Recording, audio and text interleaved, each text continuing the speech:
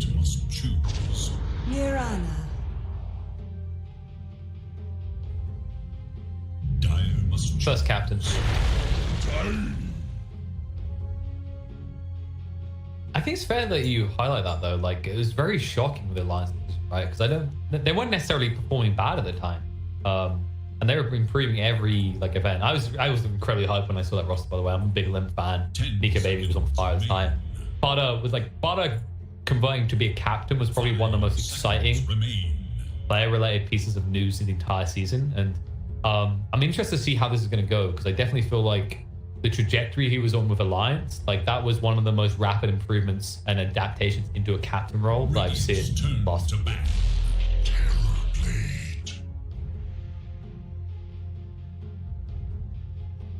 Exactly.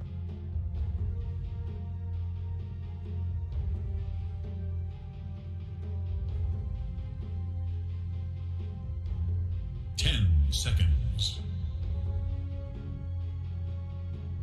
5 seconds.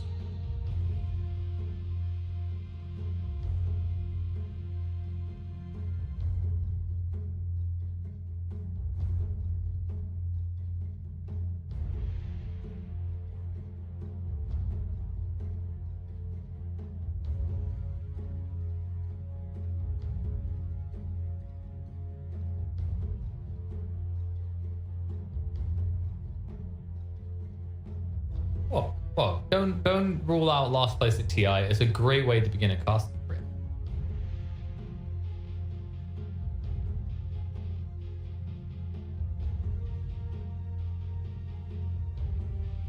Only on from there.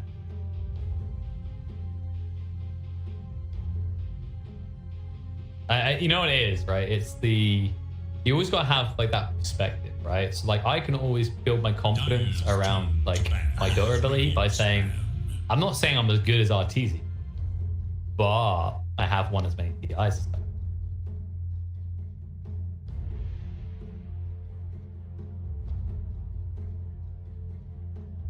Yeah, exactly. Imagine if I tried, right?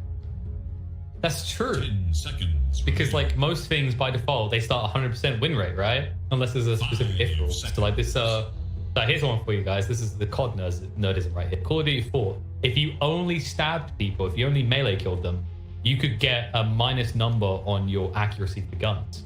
You start out at 100%. It is Dire's ban. So it's the same logic here. I start at 100%. Checkmate. Your move after. Oh, damn, he's got a lot more subscribers than me. Okay, he wins.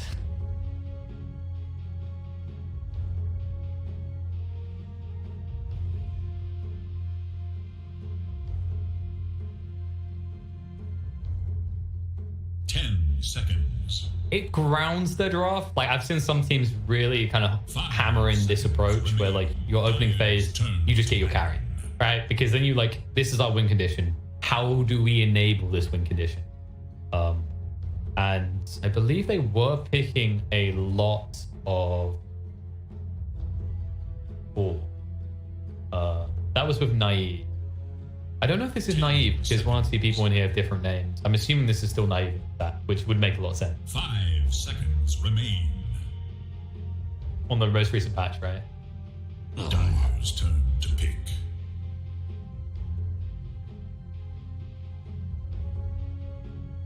Yeah, so I think win rate though, like they're pretty far up on their TV because I remember towards the end of the last league, they started to turn it around by just spamming TV and again back to back. It was how they got through like an awkward tiebreaker. Like they started off looking the worst out of the three and then just started spamming TV.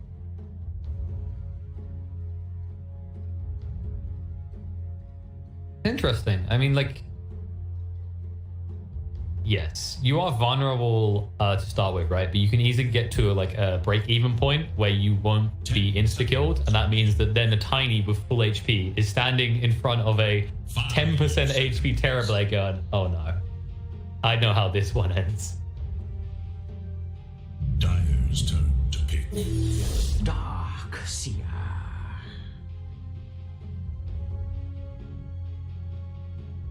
It's kind of interesting, right? Because like when we started out, Darkseer was seriously the go-to pick. You picked it, and it's like, well, draft looks 50% better already.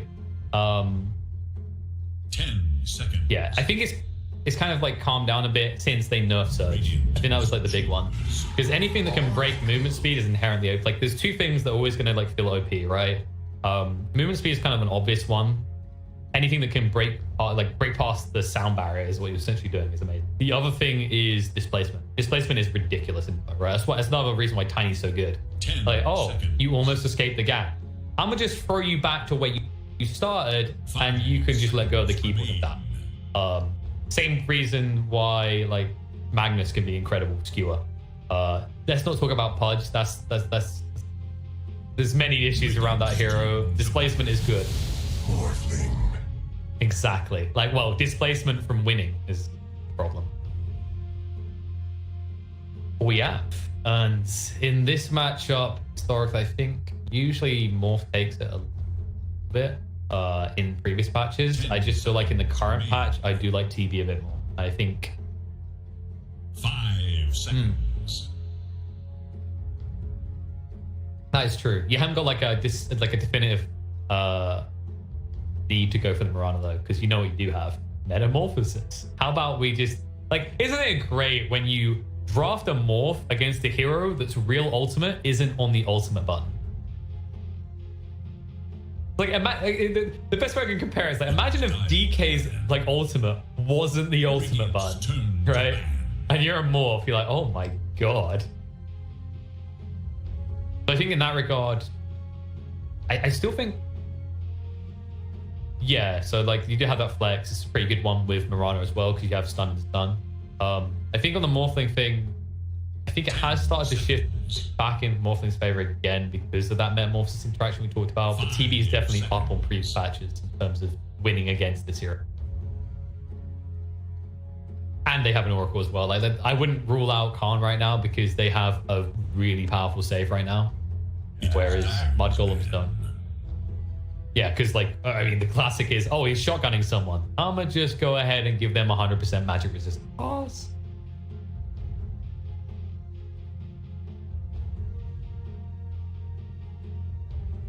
Yeah, so mudgolems have flexibility. They could send the Morphling mid. I wouldn't be surprised if they do, because if you're Morph, like you're kind of happy with the farming lane, right? It's a DK. What's he gonna do? Free fire and look at you angrily? Zeus is a peculiar one. Yes. And DK as well. Like, because remember, braces don't give magic resistance. So strength heroes aren't automatically feeling good about this. Also, Zeus is kind of a sleep pick that's getting picked more and more at the moment. It's just simple, right? 5 seconds. Yeah, because like you get your passive, you just max out your arc lightning, you push the wave and you go farm, and you're also able to harass heavily. And then later on, like any hero that can just inherently give True Sight without needing to is or has a way of finding like vision, right? Like Slark was another one. I'm curious for mudgolems though. Do they need? I was gonna say some catch with that kind of like, it's not direct catch. I see this as like good follow up, right? So Tiny initiate, follow up, and this might be a Pango mid because I feel like DK can't. I mean, you can still run the Tiny mid. Like, Pango can also be a 4. I just think Tiny plus Darkseer is stronger, and Tiny can rotate mid onto the DK. And if Pango has levels with it.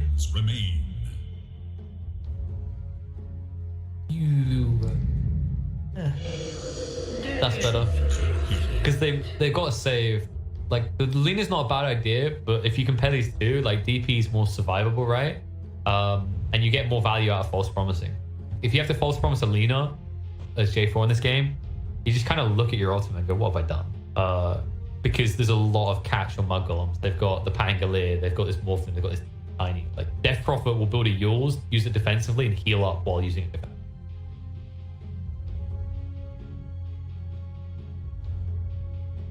Yes. Which they already have a lot of, right? Like, this is probably the pushiest draft we're going to see today. Like, and they also have D-push early on because Mirana is like the infamous amazing thing about Mirana that still makes her a good boss for, in my opinion. Like, you can say what you want about later on in the game, her, if she doesn't hit an arrow, she does nothing. But like early mid-game, if someone's trying to make a push off the back of a catapult, by catapult, just instantly kills it. There's no way to stop that unless you've got like a creep army. which they do with the Enchantress, but Fada's not going to be able to maybe match the movements of Gilga equally.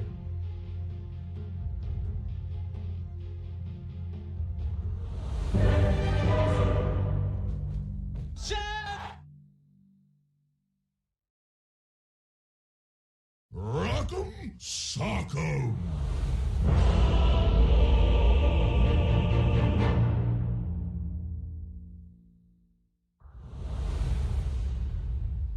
Yeah, this is the type of game that will be decided by the carries, but it's like, it's not a sit and chill. Like the way it's going to be decided by the carries is going to be more on these mids, because it is going to be Branyo on that Pangolier. So I think like these two are going to be absolute pacemakers. I think both offline combos have almost equal kill potential, which shows how much I value a Tiny pick, right? Because I'm saying a stun into an arrow stun is equally as strong as Tiny with a Darkseer. Tiny's OP, folks. Pick it. Like, honestly, there's a few heroes that people always reference for, like, MMR boosting. So, like, a big one at the moment is if you want to choose your games, pick Arc Warden, right? Learn Arc Warden well. Which is especially true in pub games because they go on longer than they should. I still believe in Void Spirit. Like, if you pick it in the mid, it's ridiculous. And if it gets countered, just fall back to a support role or something. Tiny is definitely like one of the kings right now. Tiny is what Doom was half a year ago. Like, you pick it in the pos 4 and you just do everything. Mm-hmm.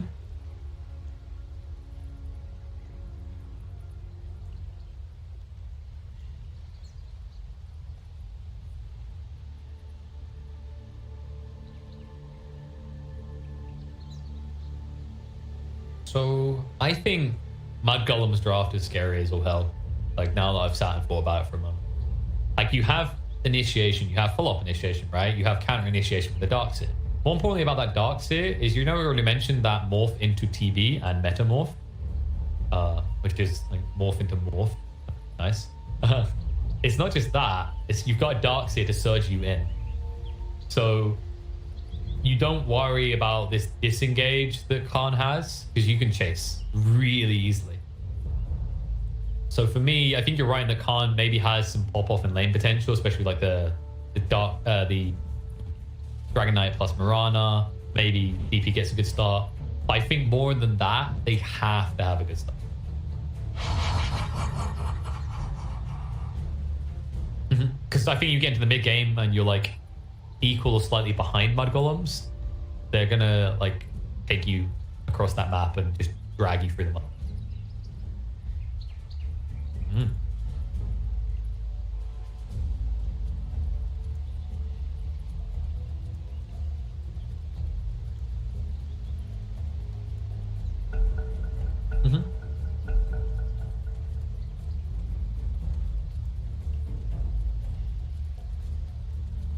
Rolling out.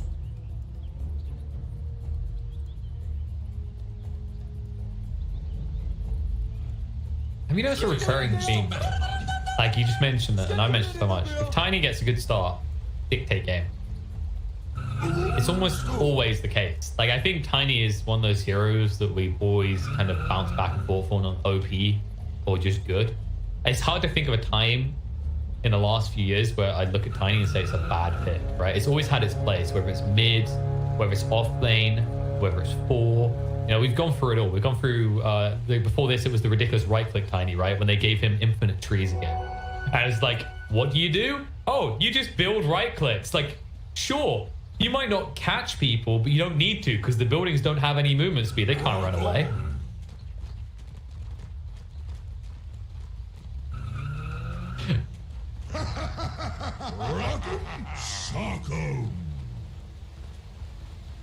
Yeah, then tankiness is key. Exactly.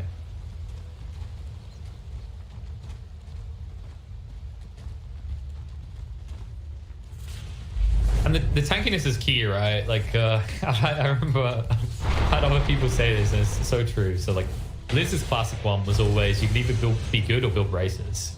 And he always follow up with he built a lot of braces. But the other one is like just pick. Like, you can either be good or you can just pick bulky heroes, because like when you break down, and this is something like Lucky Jenkins for, like, you know, he loved talking about this, is HP as a resource, and inherently heroes like Tiny have a lot more of this resource. And very good teams are very good at min-maxing the HP loss, right? So it's like, you know, it's kind of like when you're playing those fighting games, right? Someone taps the hero out on 10% HP and brings in the 100% to finish you off, sort of thing. That's what they do.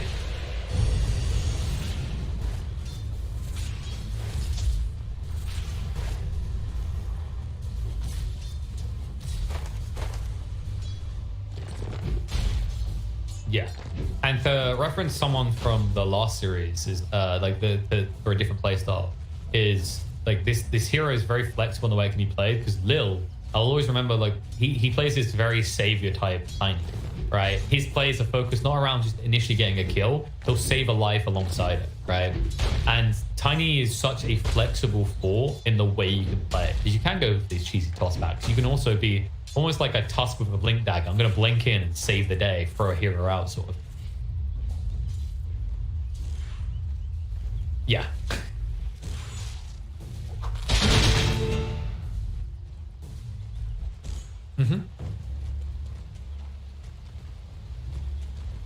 It's obvious, right? Like a TB pick at the start, right?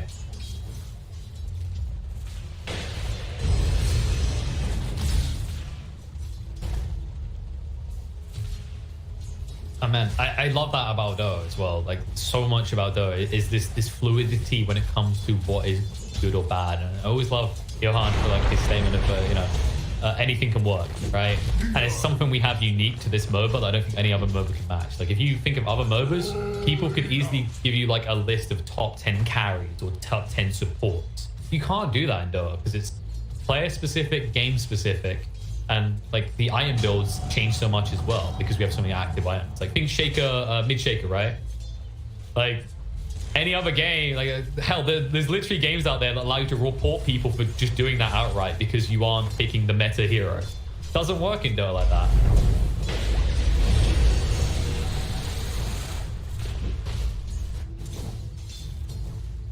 He's getting roughed up. And also keep in mind, like, top, something we didn't actually hit on is kind of the dead obvious, right? Is when you see Darkseid, you pick an Oracle. Doesn't make 30 lane easy. It's like the ultimate counter, right? Ever since they made that change, and I just imagine Darkseid players crying because they're like, Oracle wasn't a bad hero before this, why? But like, this is the power they can have as well. Like, look at this chase in. One more tap would do it. They haven't got vacuum though. The cooldown on this spell is so obnoxiously long. Denied. Yeah, they tried to improve it, right? Like they reduced the cooldowns. They tried to improve it. Don't forget that. Like hover over and look at the most amazing cooldown reduction buff they gave. It's 7.27B. You see that? They got rid of a 0.0. I can only imagine it was to do with like there was some buggy interactions with things like time dilation. That's the only reason I can think that they would have done it. Oh, there we go. See, look, the fight went on for... Oh, no. Did you already feel crap? Yeah, you already feel crap about it. And then that.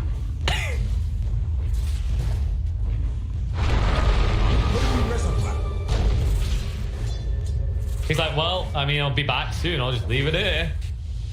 Wait, what do you mean? They're just going to do that to me. And this is just a sad attempt by J4. Like, Millen's doing a really good job of min-maxing everything he has. And with the Tranquils, he's going to beat out the Oracle easily. Like, that's the stupidity of a Tiny, right? Can you name me another hero that would turn what is really a Darkseid lost lane into, okay, let's just win this.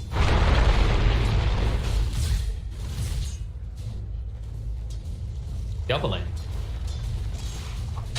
But Pango's catching up.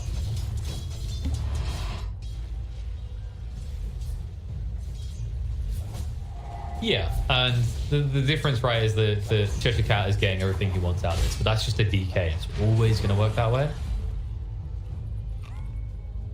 He's a dragon after all, guys. Come on. Would you want to tell a dragon that he can't have what he wants? There's a reason they have caves full of gold. Precious bounty. I do think this mid lane is a little bit concerning as time goes on, because like we're seeing a lead from Mio, right? But you expect that. Pango's stats early on are absolutely abysmal. And now they can't quite get it. Double damage.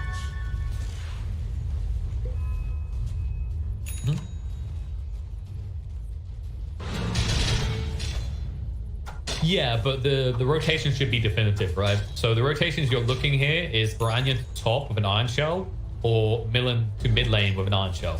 And that's the key factor. You play away from the Oracle with the Iron Shells and you find pick. Or you just play on top of the Oracle and kill him because you're a tiny. Surge in. Cancel that salve. Okay, you live. Fight another day. You're not going to be fighting. Meanwhile, in the bot lane, Father's fight ends badly. Gilbert still has a DD. And that DD has like other ramifications because Pango didn't get his bottle refilled. You know, he hasn't got a bottle refill either, but like in an even Steven situation, you have to be a little bit careful on Barang. Because if you swashbuckle wrong, you lose half your HP straight away. You know what's happening, right? You know that probably, I'd like to imagine, it's not because Father's too good of a player, right? But it's like, you ever have that moment where you get hooked, you go, oh, there's a pudge in this game. It's like that. It's just you TP and you're like, oh, I knew I shouldn't. Mid lane, by the way, they did use the Exorcism, which forced out the Rolling Thunder. Which, you know, if you know how magical and physical damage works, it doesn't protect the Pangolier very well. Yeah, there's decent chip damage. The problem is Mio doesn't bring the tower to a definitive point where they can do something with it. So now, for a big window of opportunity, like Pango can make a fight happen because he's going to have his ultimate again in 35 seconds. Oh man, it's been too long since my energy drink. This monster's so good. That's not even a chill out actually. I just had to, like, it tastes so good right now. You know what tastes good? BP. Killing BPs. Branya. Yep. He hasn't got the wrong thunder for 10 more seconds, so he's got a big one. He's trying to bait this out to the maximum. Swashbuckle toss, but they do lose him still. Gilbert's able to get the kill with the arrow through, I believe that was. Now they'll chase for more. Millen's also gone. Is it?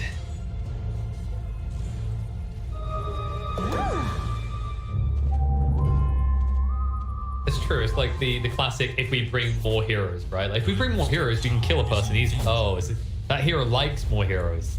It's like saying if we stack and farm this wave quicker, the Shaker won't get a chance to Echo Slam us. I think it's a good fight if they have Realm Thunder. Maybe it's like a miscommunication and like Baranya thought the fight would last longer. But once again, you're a hero that doesn't have like start with good stats. Pangolier is a really rough hero when the lane starts. Thunder. This is actually a good pick. Just before he'd have Exorcism again. Although that double roll, oh no. And they pushed him to the low ground actually, so maybe they can get him. The problem is they needed to have Millen back in, but his cooldowns are too long. Honest to God, like Dota just hates players sometimes.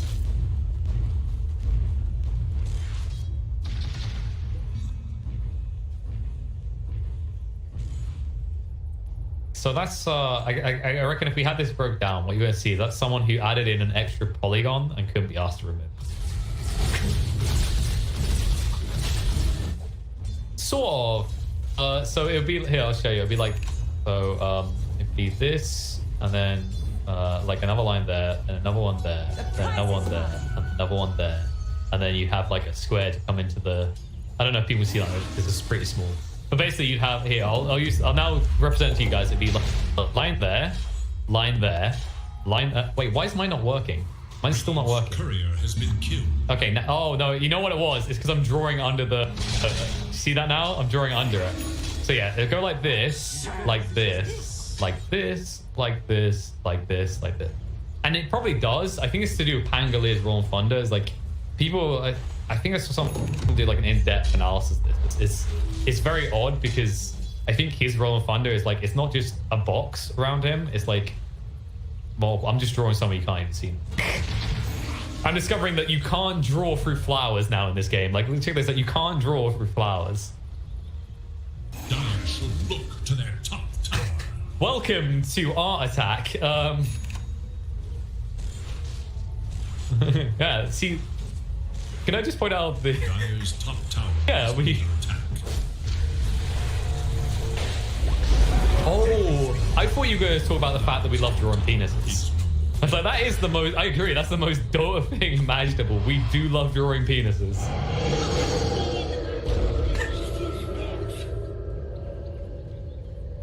Vanish. Sure, but they'd love it more if they were Dota players.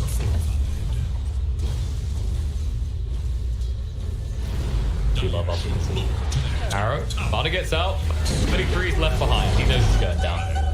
Force the exorcism, and it ends up being a waste though, because there was a haste on the Pangolier. My only concern is, like, you're not able to really shove these lanes because you just saw what they done with Cheshire Cat mid, right? They have these interchangeable push parts to the lineup. Like, it's the transformation draft, right? Because I mean, I don't know if I call DPs a transformation, but kind of is the same. Like, you've got Metamorphosis, you've got Elder Dragon form, and then you've got Exorcism. Yeah, but like, you don't have to use them all, right? Use one, you push power. Use one, you take Roche. Use one, you fight. Maybe two if it's a really hard fight.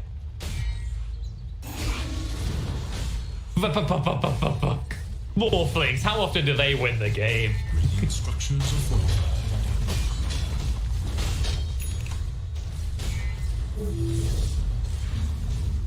Hey, talk about that, Tiny. Look, he can't do anything. He's stunned. Nice. Oh god, 3 silences. Arrow. Oh no, Baranya. And they can't dive though, so they do reveal they've got everyone standing behind the Pangolier, which means that TB is off farming, very content. At least Skitter's doing the same thing on the other side of the map though. Radiant's bottom tower is under attack. But it is against an Oracle. So it's even more imperative that you snipe the Oracle to start the fight. Radiant should look to their middle tower. Yeah.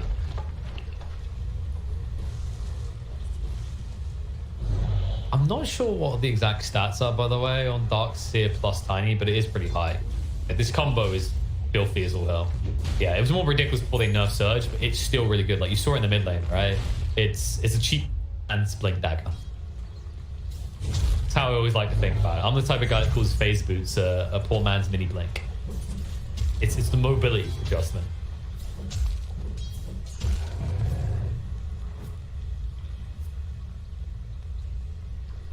Sure, but like the difference is like one manipulates your speed to do something, right? So like you like a drums. Drums is a mini team play. Okay, now I'm going too far. Oh, that arrow blocked by Baranya. Hello, Mr. President. Live to fight another day, 33. You won't be so lucky though, because the Uriah Mio does get the kill. Millen tosses one away. Swashbuckle from Baranya. With the haste, we'll be able to run this one off. However, Mio is about equally fast. Radiant's middle tower. He's like, come back here. It's like he just can't escape the ghost from his past. But he does. He gets away. They are able to get the tower though.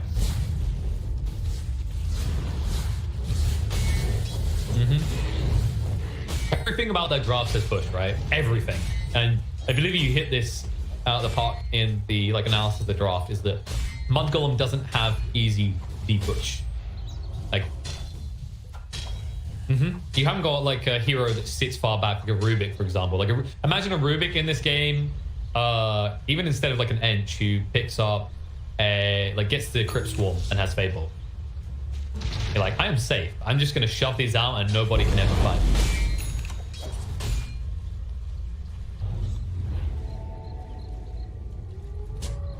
The prize is mine.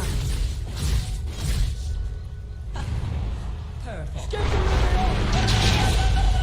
There you go.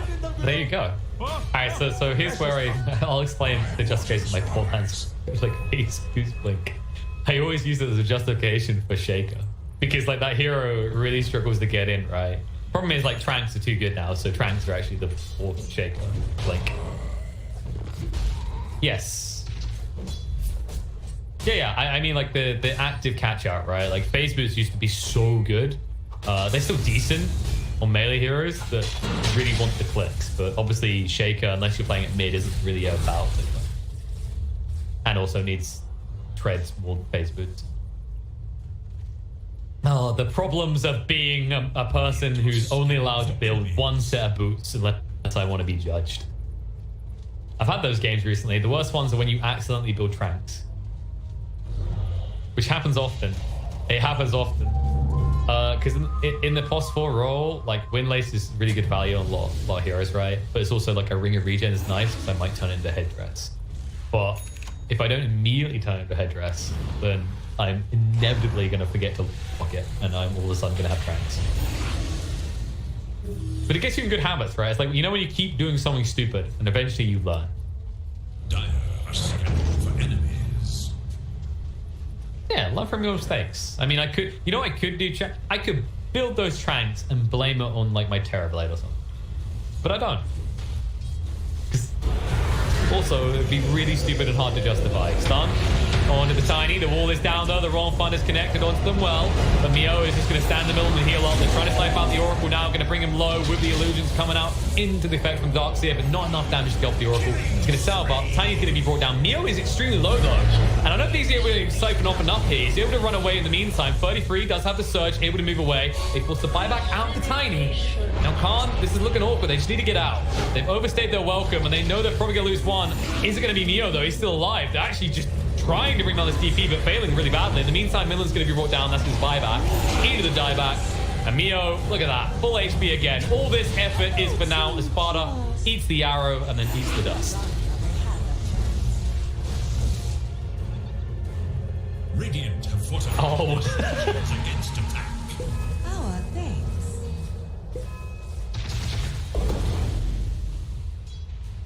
No.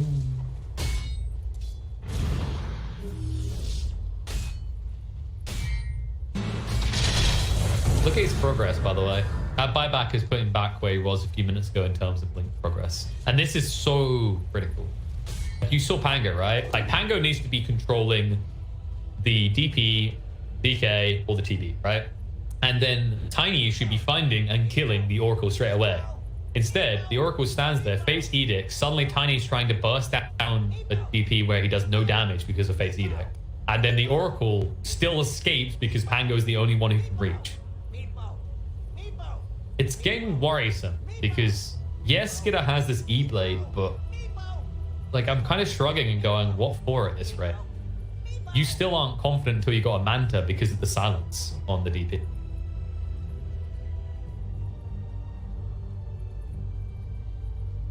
Definitely a spooky game. Not many kills, by the way. I just looked up the kills. I felt like that was our first real fight.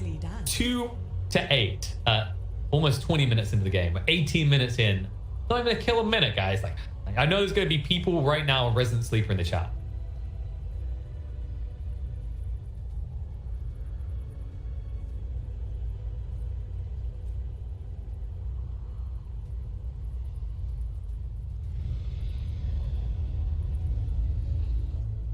We did mention this, right?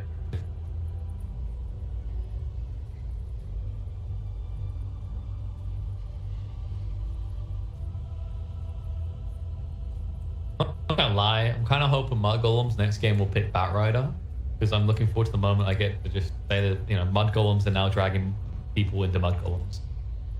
That's what that's. I have low expectations, low desires.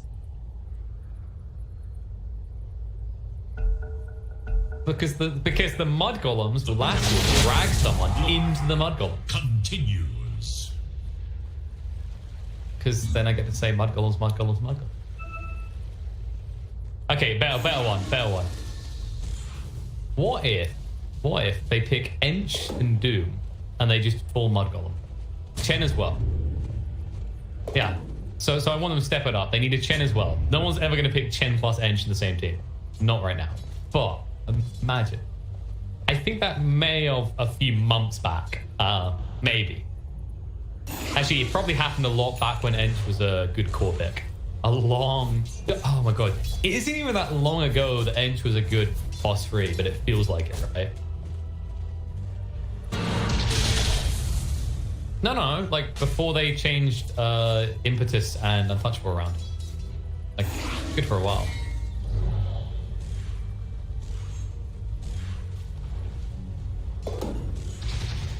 It's kind of like a Timber Store. It's like, that's how it played. It's this whole idea of like your job is to distract and absorb as much as possible. True, but you're harder to kill depending on the hero. So it's like, imagine the same light as it fit the meta because it was like, you remember the times like for a year I think it was, where it was like the offlane mentality was, if I have less than 10 deaths at 20 minutes, I've done my part. And that was it. Like, it was just absorb and get thrown under the bus. Like, every team was throwing their offlane under the bus. And that's where Ent kind of cried, because she could. And I believe back then you could also enchant Cowbolt. They're trying, but yeah, the arrow maybe spooked them a bit. It stopped just short of poking them in the buttocks. And now they'll reset, go in on the tiny arrow through, already down to half HP, and that's your initiation, guys. So I think this is where Khan go for Roche. Branya, jump in, wall, in a choke point. This looks good, actually. A lot of damage coming out. They bring them down, vacuum to get rid of them, 2 dead. They fight back hard, and now J4 should be the last one to fight the dust. This is a double kill for Branya, and straight into the pit.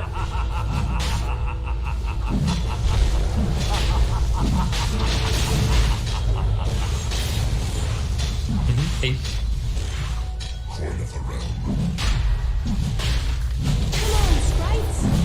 It used to get called the OG high ground, right?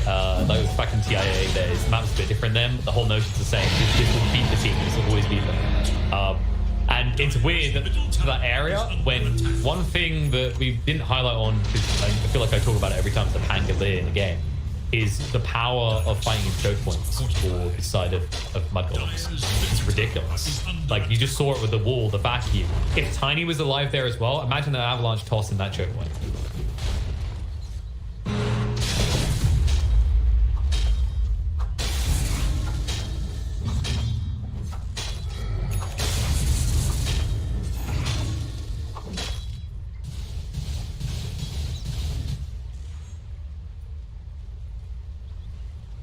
I think the other cool part was like Oracle was playing too far back because he was trying to save the initial jump in case that went wrong, right? So when they chased forward, the Oracle was like double the distance away from the fight that she should be, and therefore there's no false promise save or fate edict. And once again, no fate edict. DP brought low, almost dead already. He also dodged it out. The Skid is hanging around, ready to fight. Turns into DK, looking for the stomp. The false promise does come out, and now they'll just stun up and chop J4, trying to burst him down. Skidder is hit up the Spirit Vessel. Dragon Tail as well, bring him low, but not enough. He's able to waveform away. He's going to live to fight another day. Doesn't even have to give over the Aegis. But that is, I mean, that's exorcism for nothing, basically. And it's going to run out soon. They're going to try and reinitiate on the Fada. Ench is gone. It's like can't eat venison. It's not good enough. That is an exorcism for a POS 5. Mudgolems are smiling right now.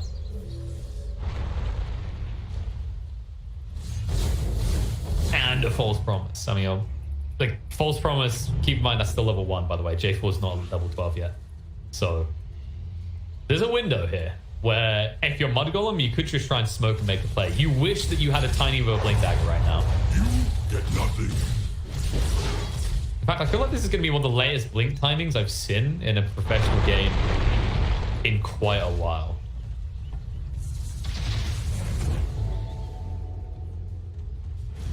No, it's kind of weird, right? I think it's on Khan's ability to freshen the map early, but you notice what you see in most games where there's a tiny in the fourth. It's like the mid rotates or goes jungle and then gives the lane to the tiny. But because of the way they pressured around the mid, there was never that transferal of farm that occurred.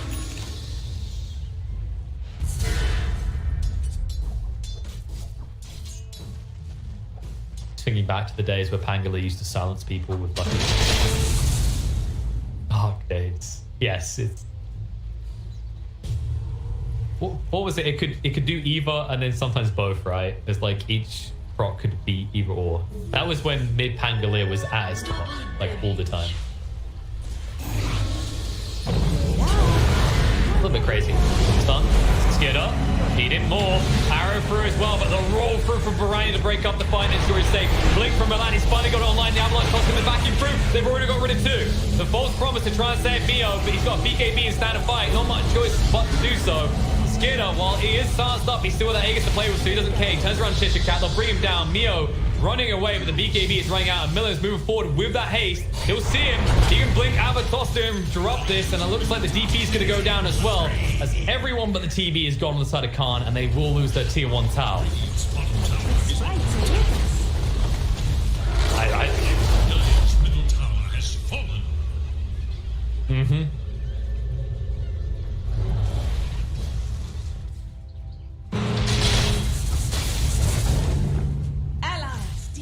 Yeah, the unison movement as well, right? Like Piranha with that roll through at the clutch moment as well, because I think there was a Crypt Swarm being charged up and DP was about to release. So everything just executed beautifully. And mudgolems, I mean, this is what we want to see, some signs of life, right? Like, this is the difference in the last 2 fights, is that Morphling is actively involved in these engagements. He's realized that he can't sit back and just hit creep forever anymore.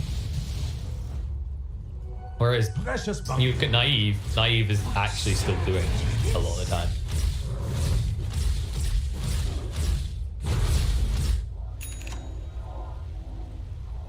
No, we already highlighted, right? The morph value is so huge in a lot of aspects, actually. I think reflection is so much stronger now than it used to be.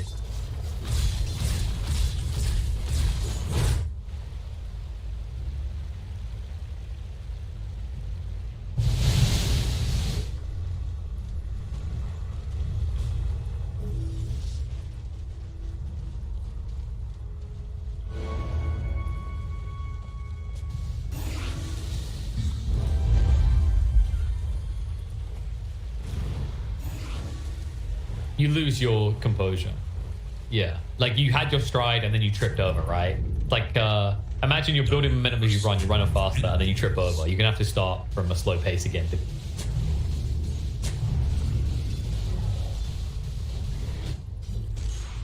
Bottom tower. Because you don't have that powerful voice in the team, right? That just forces you back on track. Like, you think Puppy, think Solo, these PPD, these captions that kind of infamous for like saying this is my Dota, this is gonna be our Dota, this is what we do now.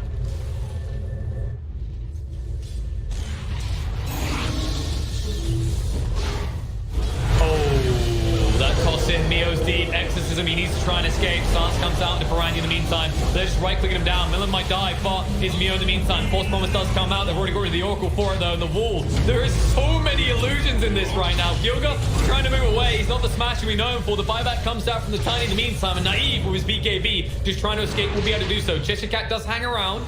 The pings came out, but he's able to blink away. Force the buyback out. It doesn't cost them too much. It was the exorcism. Cheshire Cat might be the final casualty because they do have the swashbuckle to keep on chasing. No procs though, and the invis will ensure that DK walks away in one piece as well.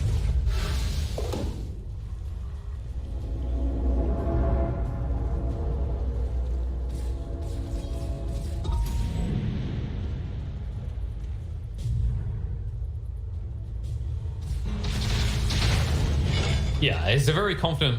Well, as I said, it's a very confident play by Millen, right? And I can see where he's coming from. I actually kind of commend the fact that he's staying this confident, because when you think about how his game began, it can be very easy to kind of lose that stride we were talking about as an individual performer in this team, because this hasn't been what we're used to from Tinies. This hasn't been kind of like a pop off in the first 20 minutes and then hit her off. He's kind of trying to do the opposite.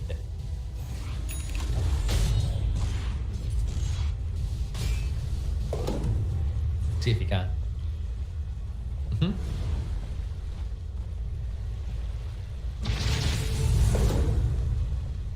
Yeah, especially against the DP.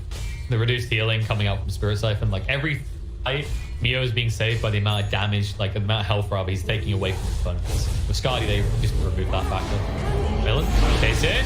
Initiation on his Skidder, but he manages and moves away. The stance of the Piranha, they will root him up, but they can't reach him to go up the stun. They'll try now with the Yules. Swashbuckle to get away is in time though. They've got the Roaring Thunder. The Dragon Tail is not quick enough. That should be the end of the fight. It looks like they might try and disengage the side of mudgolems. They're just seeing what they can force out of DP in the meantime. Yeah, it's He's kind of reached that point.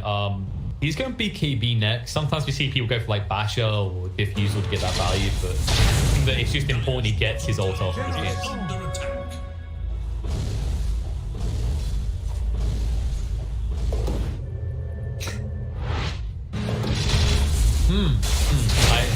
I think like the classic statement I've ever heard is like one of the best ones I've thought is getting 5k MMR is just pressing buttons. Sounds very demeaning, but it's like using your spells. Yes, that is true. To send it further, but I think one of the most classic ones is for those low ranking players is that I've heard is people don't use their spells, right? And to relate this back to this game, Baranya will be able to do exactly that with the BKB, because I was kind of getting lost in the podcast moment again. It's like, yeah, just use your spells, guys. Just press buttons and you'll be a better player. Press them, don't click them. If you don't have keybinds and you're clicking your buttons, that's probably step one. Middle tower is under attack. I knew someone who'd done that, and it's horrifying. Dire's top tower is under attack. Like how do you play the game and not lose doing that? Fallen. Thank your reputies. Radiant's bottom There you go. tower is under Thank you. That was where we're going. Everyone at that rank must have been using them. That's how I gained MMR, guys. I switched from using one hand to using two.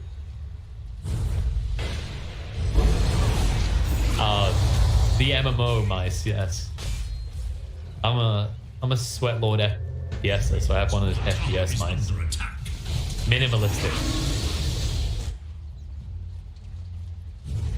And I'd tell you what's a ripoff is the precision aim buttons. They change your DPI when you hold, yeah. And it's like, well, that's bad for muscle memory. Why would you ever do that? They're a ripoff. You could alternatively just have like a different setting for when you're aimed in. And we're gonna see Mudgolem aim and try and pull the trigger on Khan here. Cheshire Cat breaking the smoke on the high ground though. The backing down on low ground.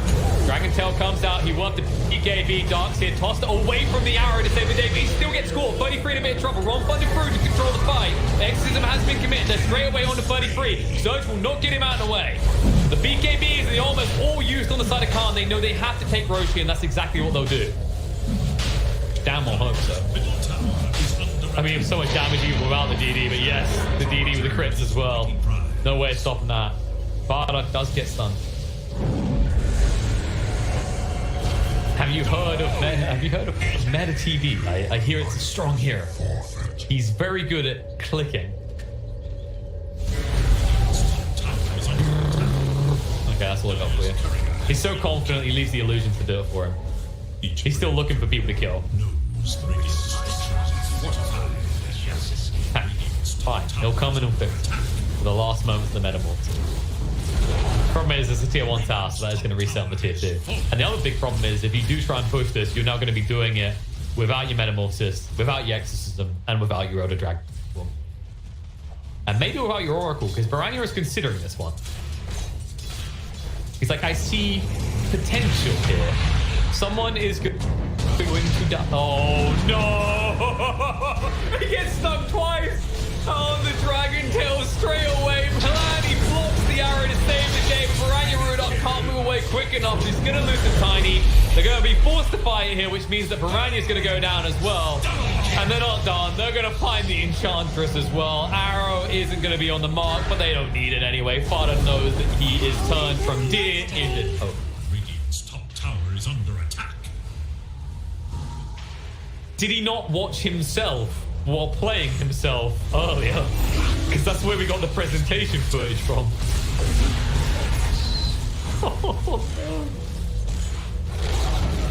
Radiant's middle tower is It's not even a quick kill. It's like, that's the worst part about it. It's like you go for that kill and you know it's not quick because what do you have as a Pangolier? You've got these ads and you've got Maelstrom. It's not like you got a Basher in there as well, right? It's not going to be one roll, then another one, and Oracle dead. 33 is, however, very dead.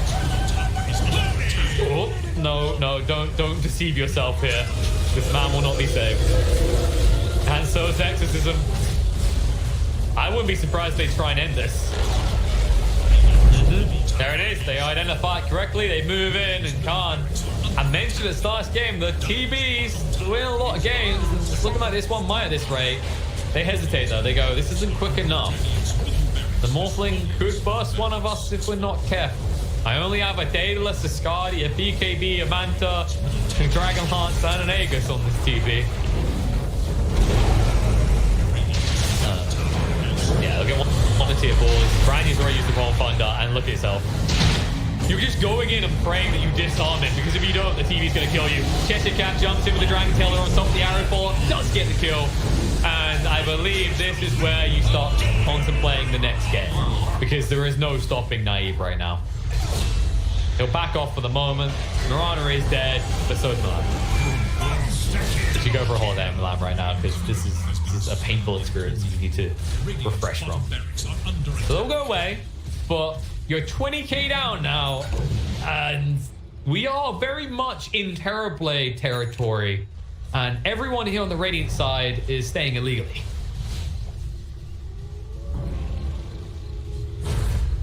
I'll take that.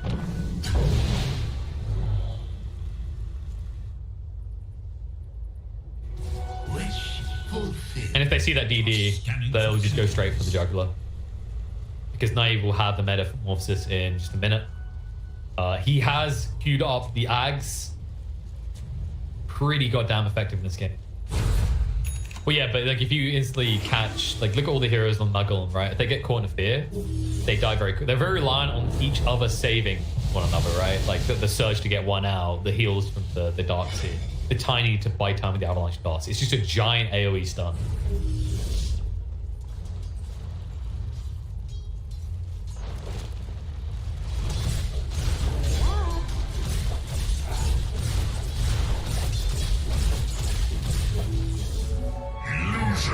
Maybe. Maybe their real power comes from if Mudgolems all build Helm of Dominate, and then they get Mudgolems, and then they have a 10-man team, because they're going to be one man down right now. Skidder found straight away. BKB gets activated to stay on top of him, and he's gone. Morphling dead for 100 seconds, and the Pangolier is doing nothing. The Tiny's trying to run away. 33 is looking for relevance, but he's not going to find it. The only thing he's going to find is another death, as they'll run him down and kill him off. J4 will be killed by the TV illusion that hits pretty goddamn hard right now, but they're ignoring it. They're dealing with the other heroes. Buybacks are coming out. Oracle ensuring that if he's needed, he'll be able to be there, but they're going for the throne. They're already in. No. He saved that. He's like, whoa, I don't want to give 33 ranged illusion of me. I'll give him the melee illusion. He can kill my support. This is done. When your Tiny does that, just to be able to use a buyback, you know you're done.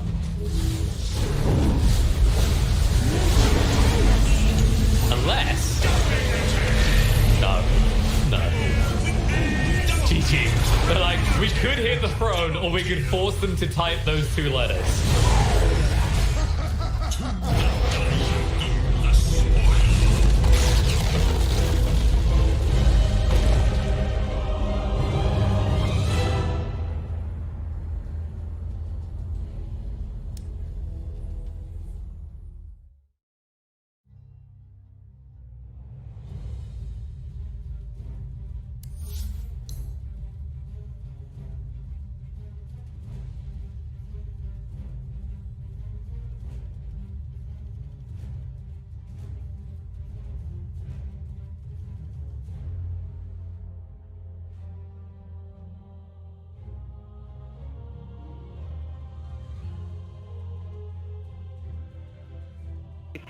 $1,500 gold. He actually is going to go straight into the pipe here.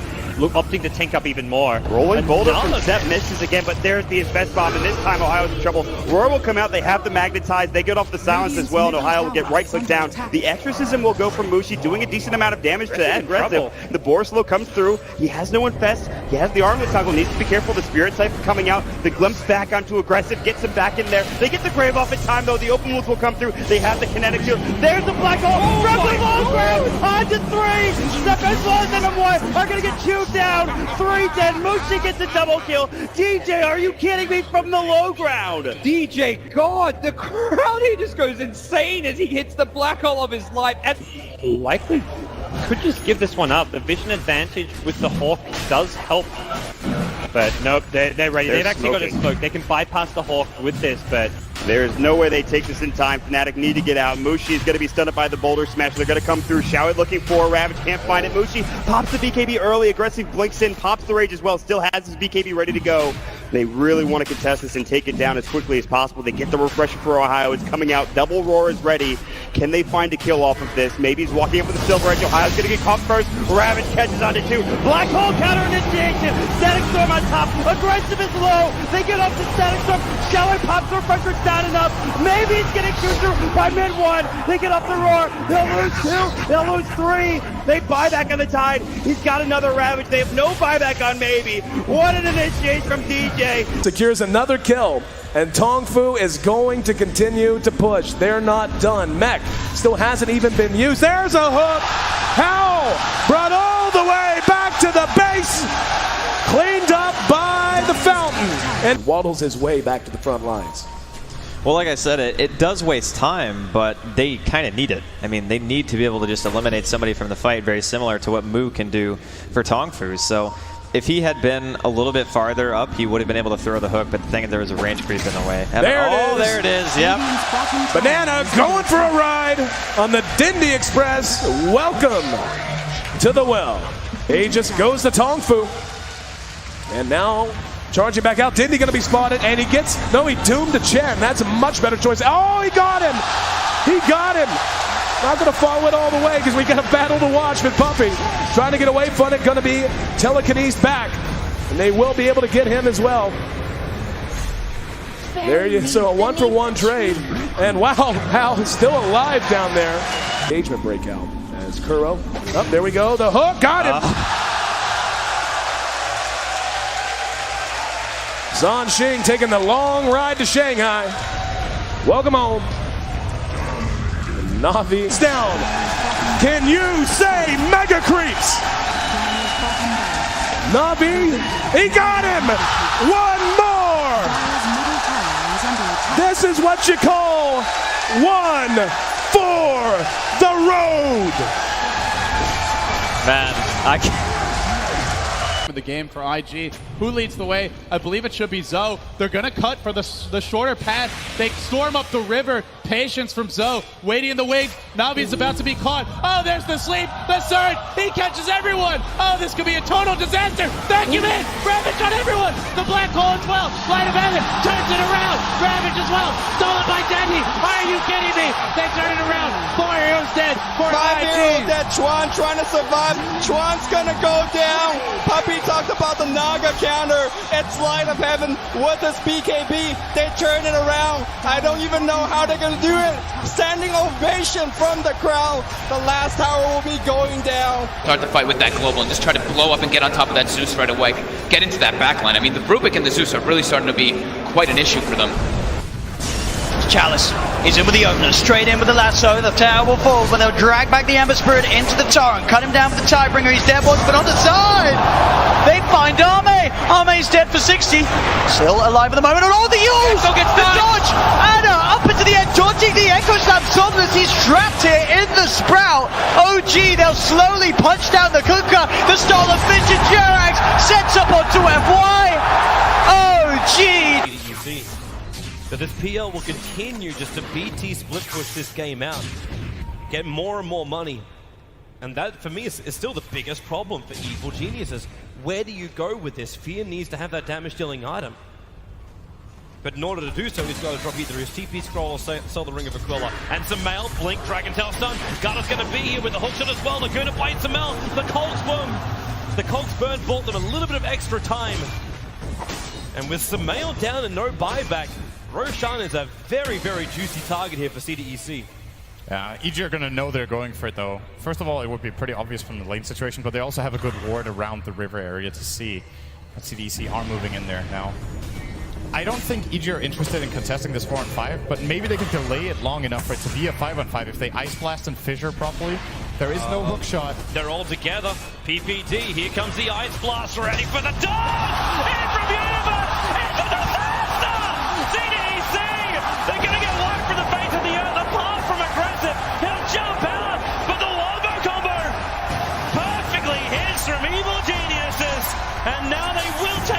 Shannon. Samael is back. They'll get the egg into the Immortal. OG right behind Arme.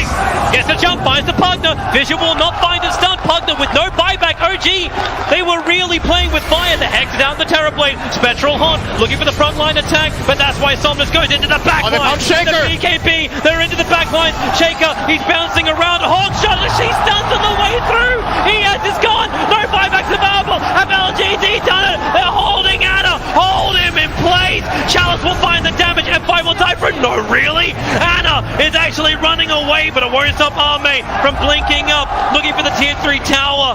2 players left alive for OG. They're the big ones, however. Thompson and Anna on the defense duty. Fortification. It's delayed as much as they possibly can. And now the jump out. Hex, the boy in the bubble. Thompson able to be protected once again. Chalice very, very low on mana. They have a lot, but Arme, he'll change the life with Anna. Thompson needs to be pushed away. Able to do so. FY jumps onto the illusion only, so the hookshot won't be able to connect. But Anna, he needs to retreat. There's so much damage. Anna down. Buyback is available.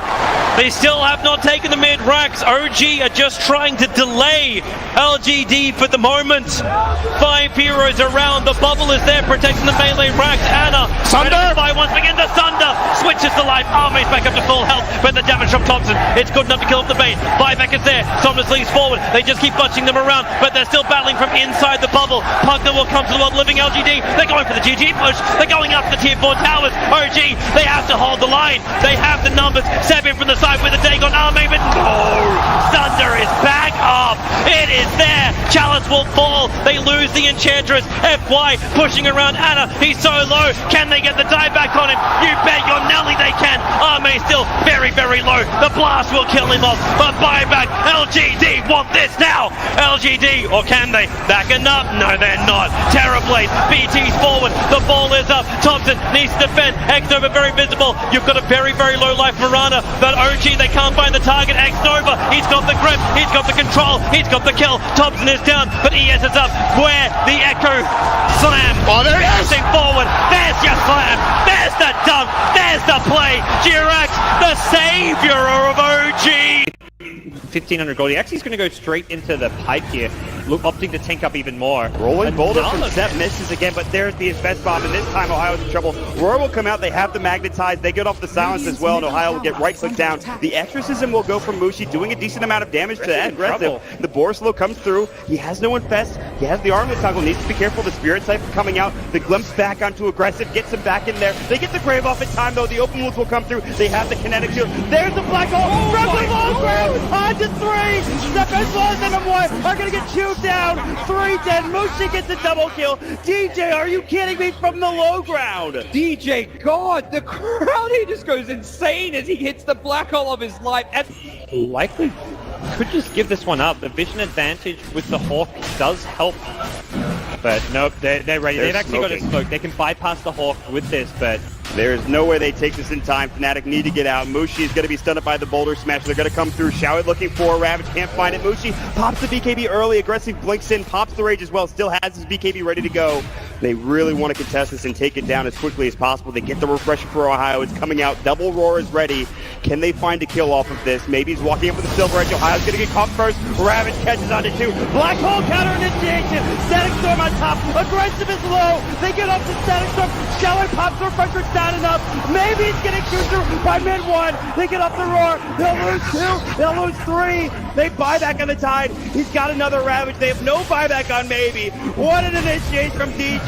Secures another kill, and Tongfu is going to continue to push. They're not done. Mech still hasn't even been used. There's a hook. Howl brought all the way back to the base.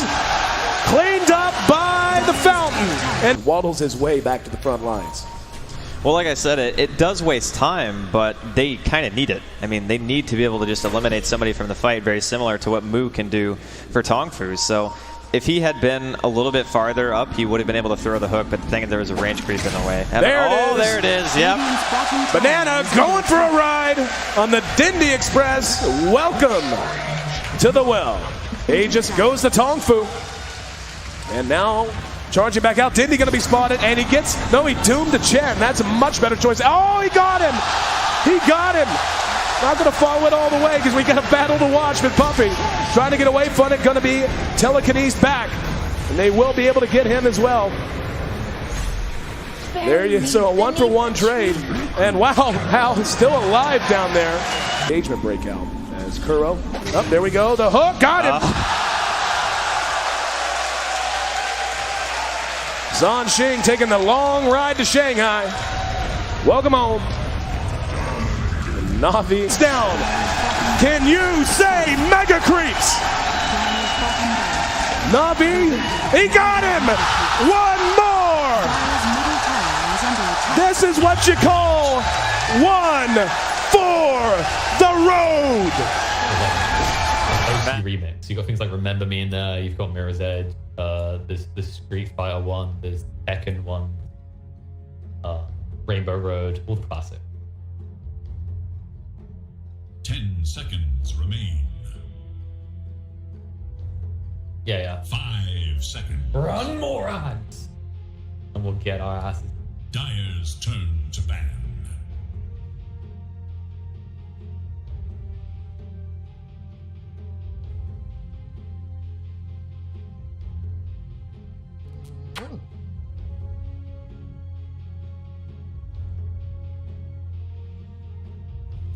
Seconds. I'm gonna quickly find a monster logo. 5 seconds remain.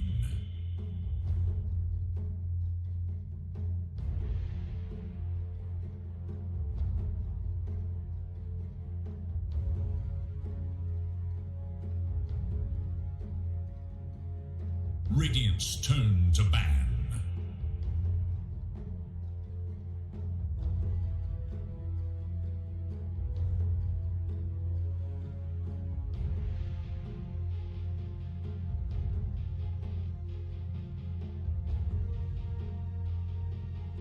Seconds. 5 seconds remain.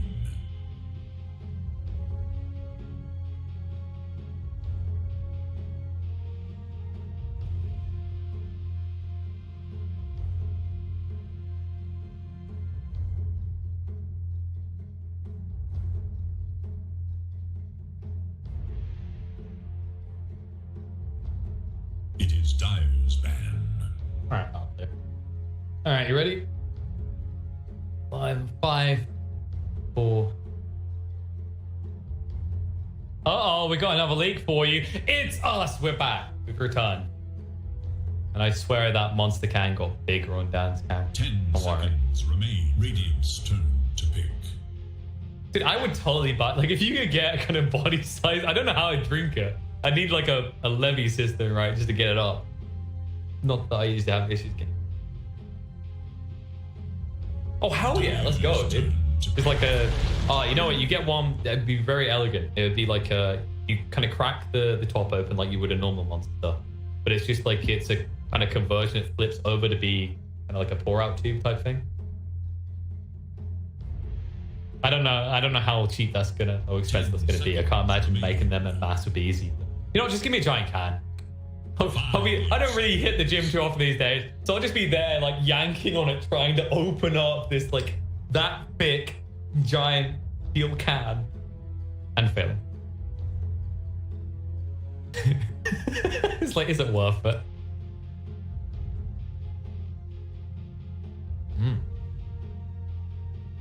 Yep, there's plenty of them. I've chunked most of them. I mean, consumed at a reasonable, moderate pace. There's something really rewarding about the original. And Mango Loco. You know what else is good though? Other than the impeding Doom release, which can be amazing. Radiant's turn. It's drops! Da-da-da! Look at that. Mud Golem versus Game Numbered. I keep calling them Mud Golem instead of Golem, because I like to feel that they're so in sync, they're so in unison, they are one Golem that splits into 10 seconds. It sounds like some sort of weird religion, right? Like the Great Golem. They all came from one Mud Golem.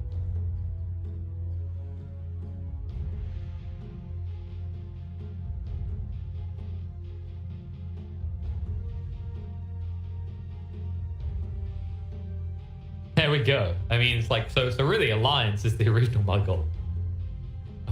Dire's turn to pick. But then after Far and 33 went separate ways from the origin point of the big mudgolem, they somehow reunified into another mudgolem. And it is Radiant's back. And thus, they moved away from Alliance, joined the Horde. And Lifesteal looks like a very Horde hero. I don't know why we went World of Warcraft. I played World of Warcraft for the first time. Interesting. Yeah, I'd never played it before. It's new to me. Yep. Good. Well, I haven't done the classic. Like, someone got me on the retail. I want to go play classic.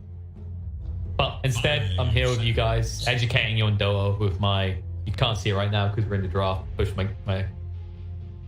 extra eyes up, my glasses, and saying my very big brain explanations. As you see, Lifestealer comes up in the draft. He's a hero that steals life, but he doesn't. He's actually a contradiction now. He used to steal life, but now he fabricates life. He's actually life fabricator. Dire's turn to ban.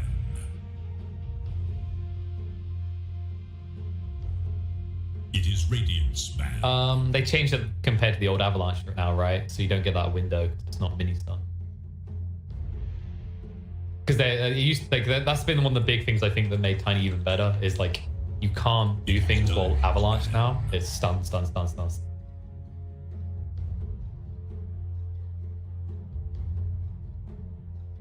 of those things you don't think about, right? Like you're like, Rage is always good at that.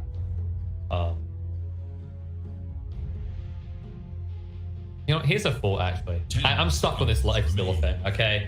If he is not he's not truly a Lifestealer, he's a life fabricator. That actually means that he's a life liar. Because he's telling everyone that he steals life. He doesn't. He magically fabricates it out of his anus or something. Well, actually, no, he climbs an anus, is the hero does. Sure, but like you know, that's life killer. Like, you're stealing the life away. You're not absorbing it. It's not like the old adage of I'm going to take a chunk off them and eat it. He's just like slapping them, and then he's going, all right, now I'm just going to turn around and magically make health appear. It's a fair point, okay? He does not steal life anymore.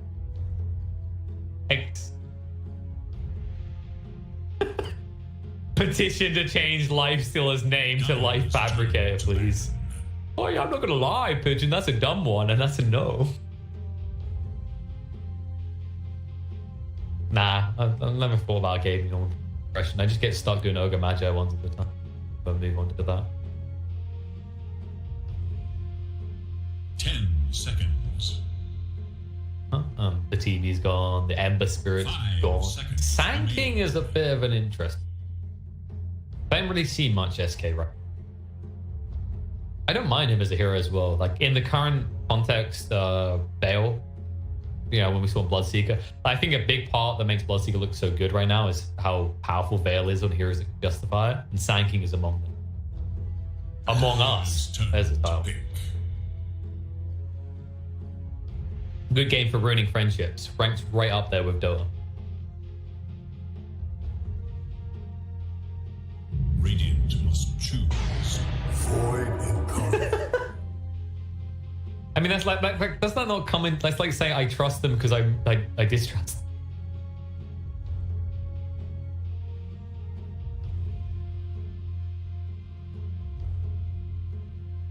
10 seconds remain. Whoa. Have you never done that before? It's like it's the big brain. Exactly. You play the Mafia, Resistance.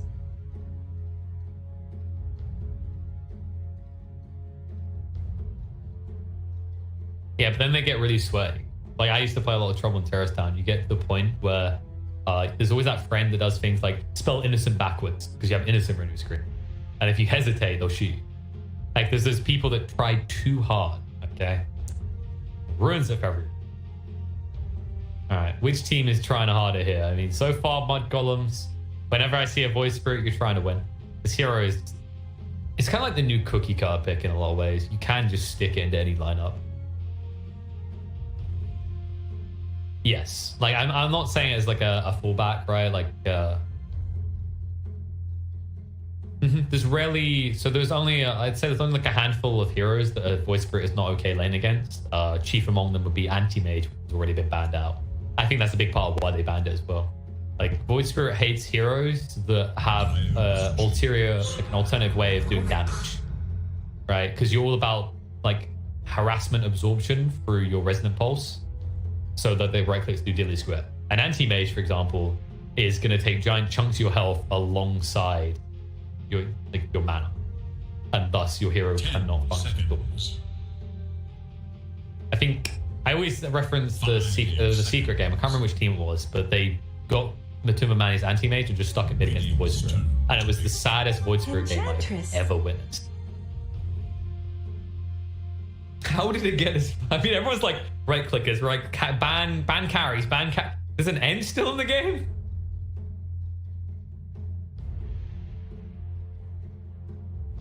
10 seconds remain. It's okay. I don't think it's like a crazy edge game. I think Fada just likes this hero as a default. When we last saw him in Alliance, his real big default hero was Jakiro all the time. He's very good at kind of identifying what is a solid hero, like what is kind of your meta, and kind of leaning into the fact that will do fine, so he can kind of focus on the grand scheme in the game, kind of control the pace, maintain what people should be doing. Because that's actually something a lot of players always, like I've always heard about Fada. Anyone's played with Fada will say that they always thought he'd make a good captain. Game sense is insane. He can anticipate things minutes ahead of time. 5 Dyer's turn to ban.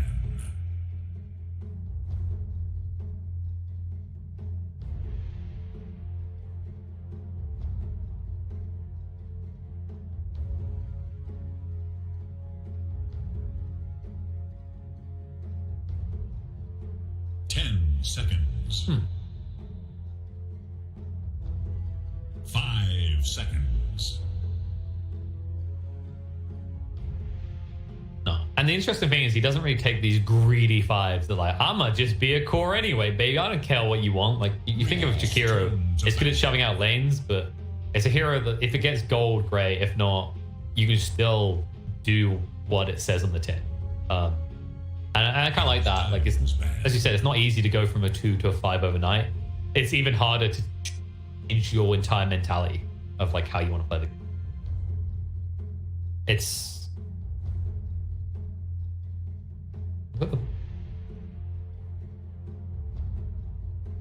10 seconds remain. That depends on whether they want to lose the game. 5 seconds remains. Because I'm pretty sure you don't kill very well in this game against these heroes as a Rubik. Dyer's turn to pick. You shut the Void Spirit down for a few levels.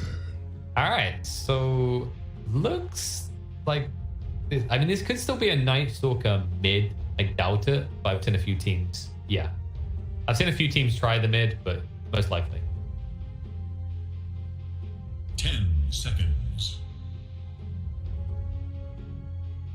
5 seconds. I think you still run the Void Spirit fine. Like yeah. So it's kind of like sometimes you see that matchup. I know why you probably like your brain's default to it. It's like sometimes you see that matchup and you see a Void Spirit almost die. Then like the Void Spirit is kind of like, okay, that's Tiny's whole combo, all of his mana, everything. So you don't mind. Right now they probably need an offlaner, something that can kind of build auras and go up front with Lifestealer. Something like an Underlord, for example, which got banned out by them in the final phase actually. Oh, I don't know about Beastmaster here. Yeah, there you go. Thank you. I get half a shiny because I doubted myself for a second. I was about to say that it's really good against Stalker because you can see him coming a mile off. Usually Night Stalker, yeah, it's good against more of them, but also the Night Stalker usually tries to get close and then Dark Ascension, right? But your Hawk is going to make that approach possible. Also, look at that. We're back in the Zoo meta, guys. Woo! No one's happy to hear that. How do we feel about the Zoo meta? Was it really like that bad?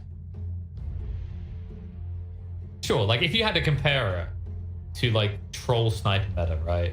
It's kind of like that moment where someone doesn't get the new PlayStation 5 they want for Christmas. They get a PS4 and a half functioning PC. It's like, you could only have a PS1 right now. It's a very good console, but it's very outdated, right? And PS1, like in today's age, actually that's an unfair comparison. I guess in the minds of like troll and sniper spammers, they think of it in that way because it was good for them. But it's kind of like thinking back on a sniper or troll, it's kind of like tinker pickers right now, right? The only person having fun in that game is tinker picker, and occasionally the bounty picker because he's a sicko. What I'm saying is screw tinker. I'm going on a rant about tinker pickers now. We've brought it around. Screw tinker pickers.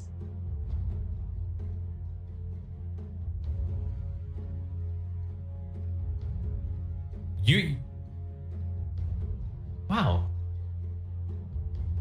You're really settling this analyst role. That's like what all my other analysts do with me.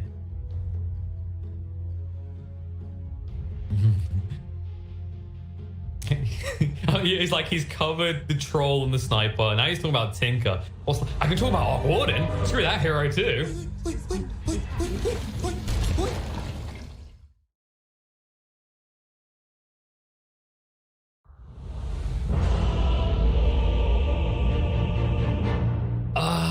Mudgolems, I think the beast can kind of be definitive. I do like the zoo meta they've got. Like against these heroes on Khan, I could see these early pushes like closing the map quickly. Prepare for battle. My only concern is like you've got this offlane Night Stalker and you do have a morph. I think Mudgolem's draft is designed to play Dota a lot quicker. And if we're being totally honest, teams that are able to play the Dota quicker early but still have scalability have been taking a lot more game current meta. So I'd probably say I'm a little bit on Mudgolem's side. I'm like 60-40 because Khan's execution last game was really good.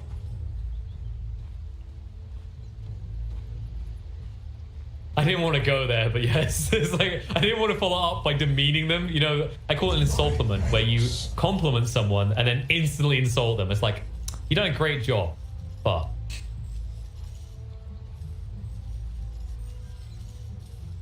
30 seconds and counting.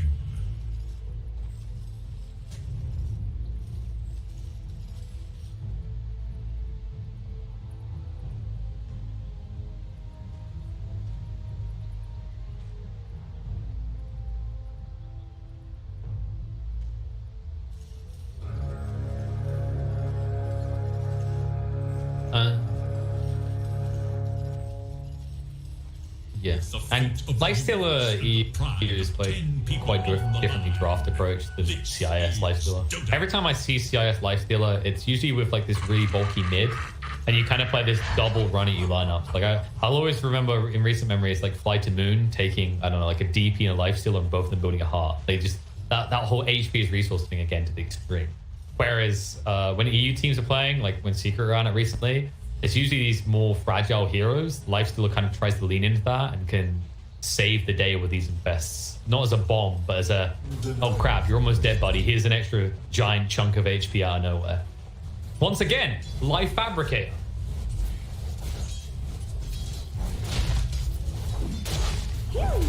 Not just Disruptor. Cheshire Cat as well. Yeah. Oh, yeah. The thing I was going to like connect onto that is you've got Crippling Fear, right? So if you glimpsed him and Night Stalker's on top of him, there's no rage opportunity. You're just done.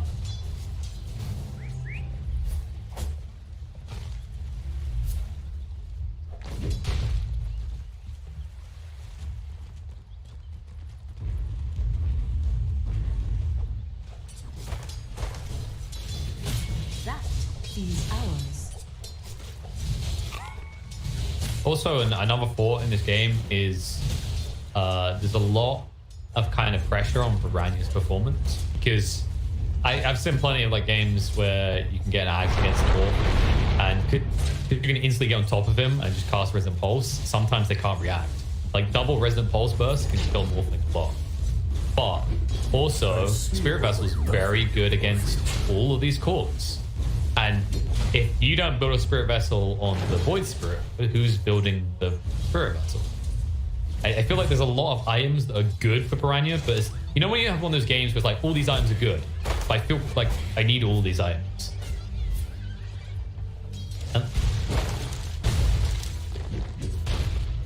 Most do. I think it depends. Like, it starts to pop off. I see this so many times. When the Voice Spirit starts to get a lead, they constantly queue up Yags until something goes wrong. And then they'll, like, reset. And, yeah, this is not sensible.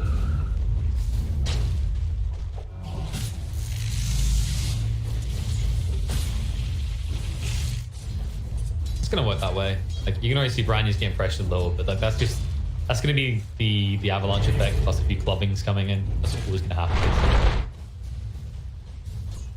Top so far is pretty chill.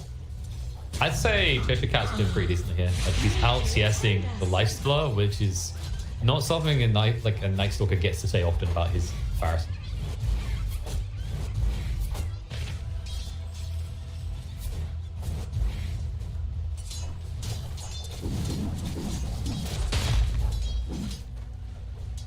And then bot lane Naive isn't struggling too much because J4 is just eating all the pressure out of these two on the side of mudgolems. He's already out of regen, so there's going to come a point where you got to get a crap ton more. He's got 3 tangos coming. I don't know if that's going to be enough though. Naive is getting really low here. He might just be dead. Gone. Level 1 attribute shift. How painful you are. But that's the brutality of the race, right? Like, if Beastmaster beats you to 3, that happens instantly. Because you never want to take waveform early as a warfare. Oh. Alright. I like this straight away as well. He's denying his ward. Because he knows it's obvious now.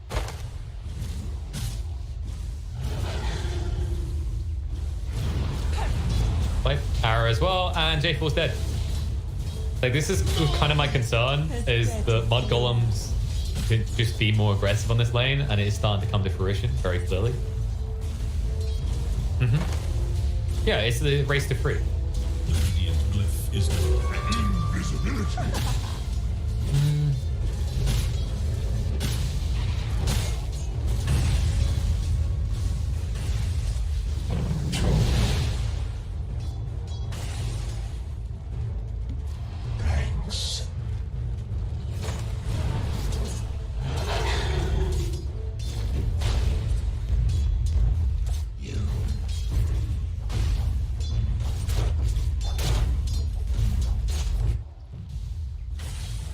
Sure.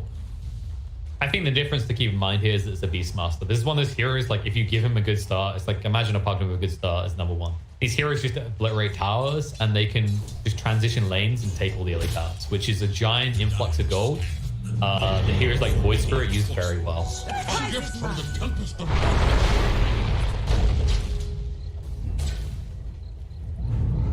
Well, they're trying now.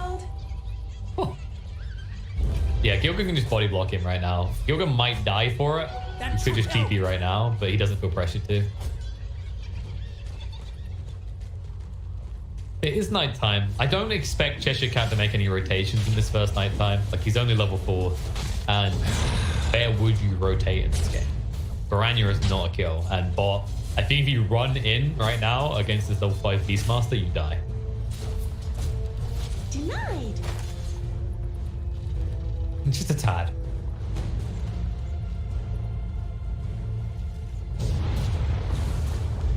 No, it's apparently not when the Lifestealer has the same attack speed because of his passive, right?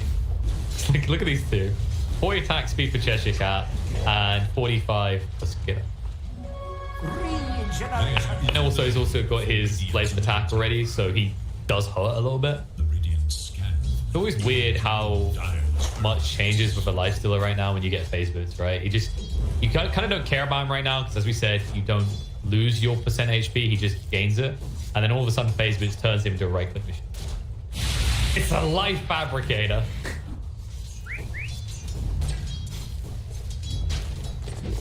Yeah, it's just chill and farm now. It's very hard to rotate.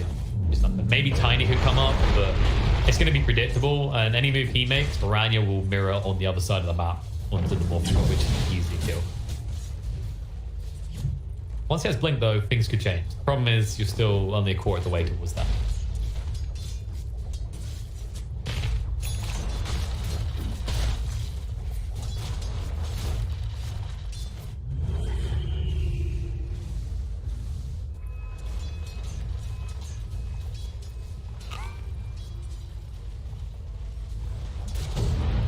it's right now it's not Cheshire Cat's job to like define the game. That'll come around like the 15-20 minute mark whenever he gets his blink, basically. Because that is very good against multiple heroes here. Like there's no chance for a Rage for Life Stealer. Also, Piranha can suffer a lot, but he will probably go Yules to kind of offset that. Still crippling fear loss a very long time at night.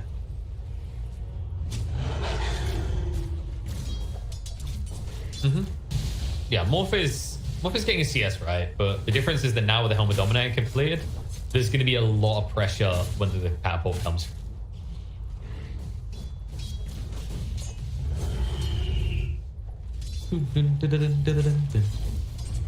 Got to be a little bit more high pitched about it. Really lean into it.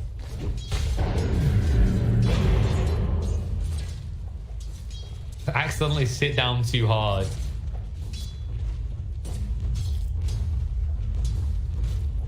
I just love watching the mid lane. He was like, oh, fine. He's gonna be the one to get the rune though, because Rubik did rotate. But once again, like it'll be a case of you'll burst Piranha to half HP, and that's kind of it. Can't really ever kill this hero, and you can't rotate heroes in that really do it either. I can probably just back up and like fully regen.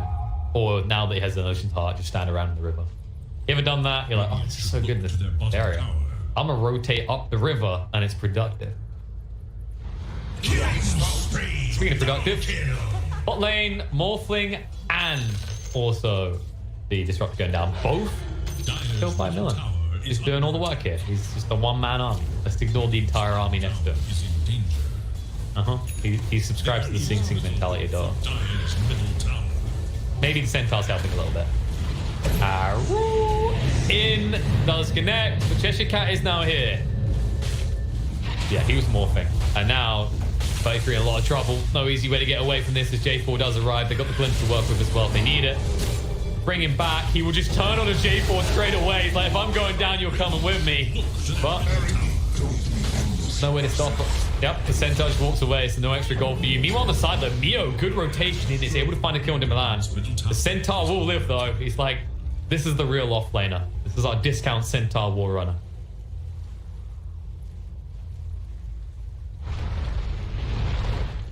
There was a rotation from the Void Spirit, by the way. I don't think he found anyone, though. Just ends up playing with himself. I mean, like, look at how little rotation power he's had, right? Like, he tried to go top, and everyone from the side of Karma responds bot. That's the one situation in which the mirroring doesn't work, is when Khan decide they want to commit the entire team to the bot lane. Naive has spot. They decide against the primal roll, though. There's no easy play there. However, Chorus! Not assist, please. Another one of those. Ultimate sacrifice. How many is that now? 3? Okay.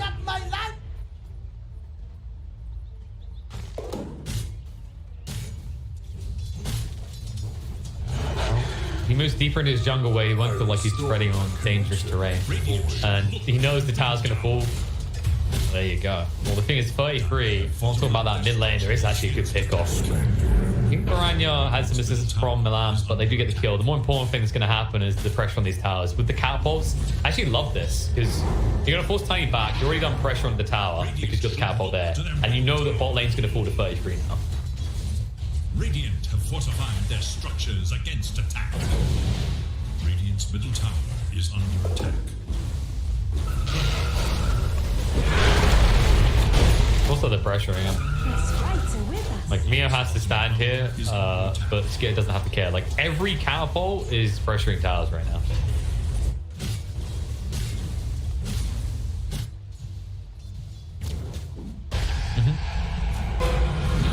Silence. Oh. Tower is no more. Yoga did get the arrow, by the way. I mean, it's only a level 1 Arcane Supremacy, but they have decent lockdown with the Tiny, so Tiny plus the Rubik could be the kill combo now.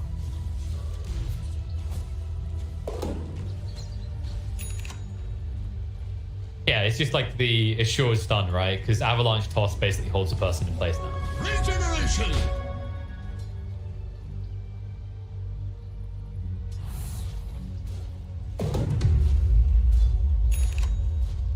the important part is not to get greedy in life, right? Like, take what you need and then just enough to run your own lemonade store.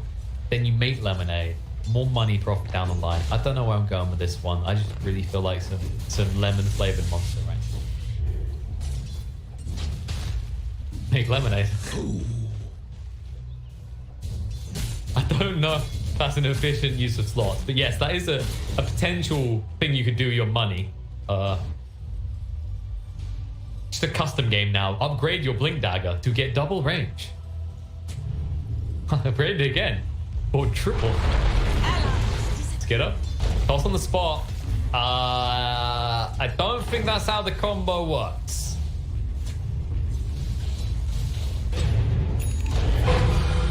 And now Piranha, look how deep he is in. A lot of damage coming out. Going to chase forward. Remnant comes out. The River control him up. Star still doing a lot of damage. They find the kill. Cheshire Cat trying chasing. Crippling Fear out on the Enchantress, who we can very easily hit right now. It's still not level 6 yet. But the assistant of Naive, you should be able to find the kill. But that'll be it. That's all you get. Meanwhile, in the mid lane, a lot of pressure comes out that tier 1 in the mid lane, courtesy of the Beastmaster. Piranha has a tree inside of him. Can you guess what it is? Fisher Cat might find out what it is if he hangs around here. Like this is the type of present you don't want. This is like someone that gets you a sweater for Christmas. Surprise, Rubik, here's your gift. I guess I shouldn't equate sweaters received to dying unless you're like allergic to wool. Is under attack. And it depends if once again you're expecting that PS5. Scanning for enemies. This will hasten my footfalls. You went very defensive. I feel like someone was denied their PS5 request. Ooh, some heroes might be denied lifeless, right? Day 4? I mean, he's juking out to an extent. I say to an extent because he bought about 2 more seconds. This tower's still going to get down.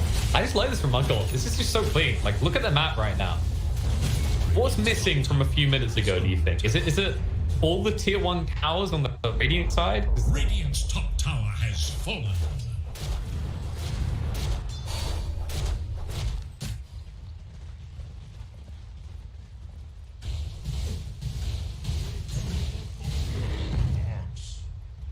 It's so hard.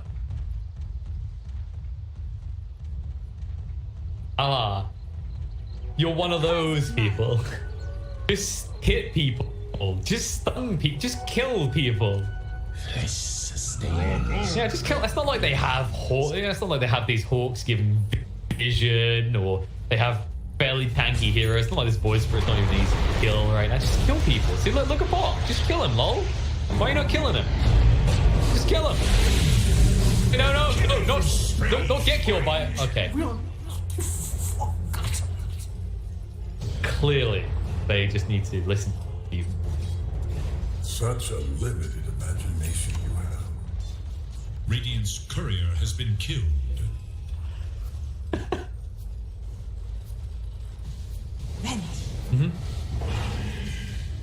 That's I think that's going to become the standard build. It's like this hero already hits so fast, right? And you could go for more farm focused builds, but like Lifesteal is a hero that feels so powerful in the mid game. Why wouldn't you maximize that value?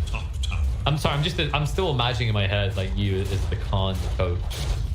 What's the sale pitch? Turning Khan into Khan?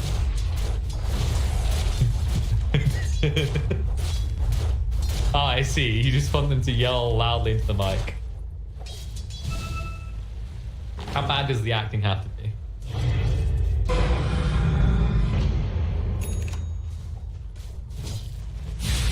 Again, good opponents or you gotta be Team Secret.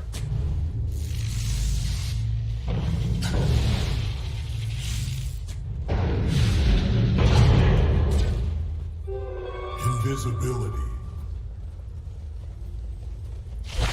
Yeah, you could hit anything. Spock dies in one, Kirk in the other. I've spoiled the movie for everyone, but if you haven't seen it already, don't worry. If you saw it, would have spoiled it anyway. And a spoiling J4 stage. Stackstorm does go down. Jumping by Cheshire Cat to the back line. Trying to bring down 33, but he's just too tanky. Brandy's still alive. Neo, not. He's going to be brought down. Primal Wild and Night Stalker. And this is getting a little little bit out of control. That's about to get worse. I do see auras, and I do see a rush.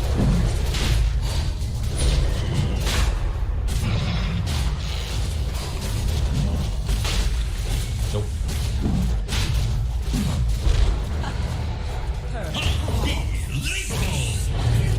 Sorry. Rip from this life into the afterlife. And you know what? This is it's kind of weird with lifesteal at the moment. It kind of fits what we were talking about. It's easier to just play bulky heroes, right? And this is kind of the height of bulky heroes. He's able to sustain. He also can save other heroes. Like in that fight, if at any moment you think Brandy's gonna die, you just invest into him. And like, what's your target otherwise if you can't? Like, who are you picking off? Because Mirana's already got the Spirit Vessel almost complete, so he's pretty tanky. And Ench, not a great target. He's got Cloak, he's got Infused Raindrop, and you can't right-click him down because you probably think he has Untouchable. So far, he's ignored even putting a point in it. In the meantime, Disrupt's going to be brought down. Mio! Oh, Mio door. He's gone. I would have called you ally, Tiny. It's going to get worse. What is nastier than nastier? Dire's bottom tower is What about very nasty? Radiant structures are fortified. Horrific?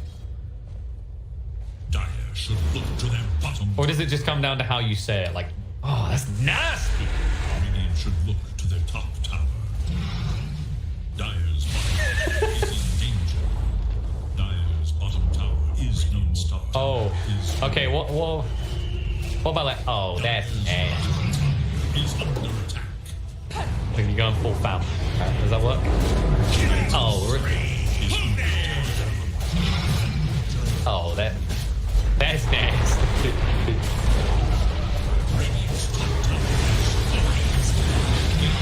Oh, they might be able to get rid of this Aegis. Oh, Toggle's not on point, but Mio's dead. So it was a good idea. The only problem is you now have no Tiny for 40 seconds. The mid wave is pushing in, and I don't think they're leaving with just the one set around. Or, should be a tier 2 as well.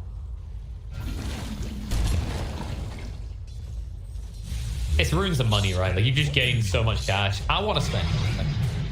You know, BKB is getting there for 33. You're halfway to the AC already on Skidder. I don't think they got any big new items right now to come out, but soon.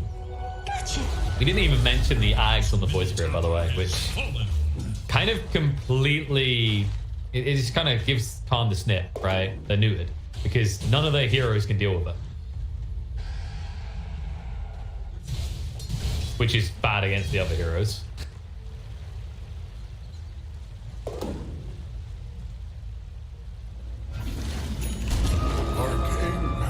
Yeah, you remember what I was saying, right? The Ags on a Void Spirit, like, all you have to do is catch Naive fully Agid, which can happen, and you instantly silence and all of a sudden you kill him. Speaking of that, they're trying to kill Baranya right now. Yours to buy some time. He might be tanky enough to live through this, though. Avalanche pops, but Glimmer Cape offsets the damage to simulate and move away. Says, thank you very much, Sparta. I don't know you. They do see 43, though. They do need to be careful. He just stands in the remnant. He's like, someone please come play with him. Silence out, Naive. There it is. That's what we were talking about. The silence just completely invalidates the morph. The follow-up is going to get nasty. Day 4 gets brought down. Cheshire Cat, Yules is on him, so he's not able to move away. And it is daytime. The worst time to fight for a Night Stalker. Nighttime, fight time. Daytime, also right time. Gilga will also go down, and I think you are about there. I think you're hovering over it, and Gilga hits the execute button on the GG.